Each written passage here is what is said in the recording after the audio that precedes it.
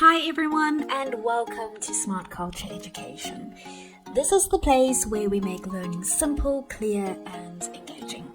If you're new here, don't forget to subscribe so you can join us on this journey of mastering maths, science and more. Here we are covering the basic components of fractions. Now, the top number is called the numerator and it tells us how many parts we have. The bottom number called the denominator tells us how many parts make up a whole. For example, in the fraction 4 over 5, the numerator is 4 and the denominator is 5, meaning we have 4 parts out of 5. We also have an improper fraction where the numerator is larger than the denominator, like 5 over 3.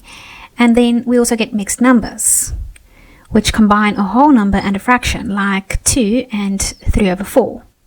Simplifying fractions is about making them easier to understand and work with. We do this by dividing both the numerator and the denominator by their greatest common factor. For example, with the fraction 6 over 8, the greatest common factor of 6 and 8 is 2.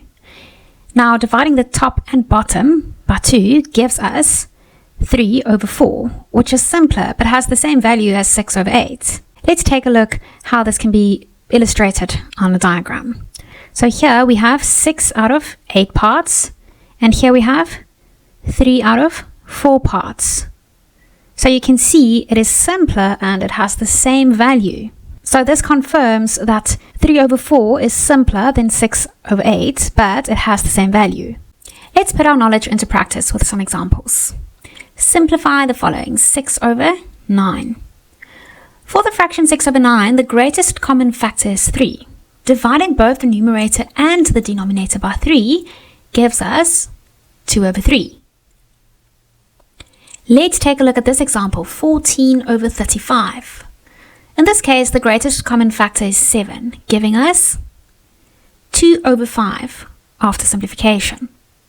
So this example helps you see how simplifying makes fractions easier to manage and understand.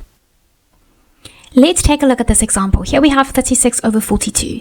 Now first you have to consider the two numbers 36 and 42 and identify the greatest common factor. In this case, the greatest common factor is 6. Now dividing both the numerator and denominator by 6 gives us 6 over 7. Thank you for watching today's video on Smart Culture Education. If you found it helpful, don't forget to hit the like button and subscribe to the channel. And if you want to stay updated, tap the notification bell so you never miss our next lesson. See you in the next video.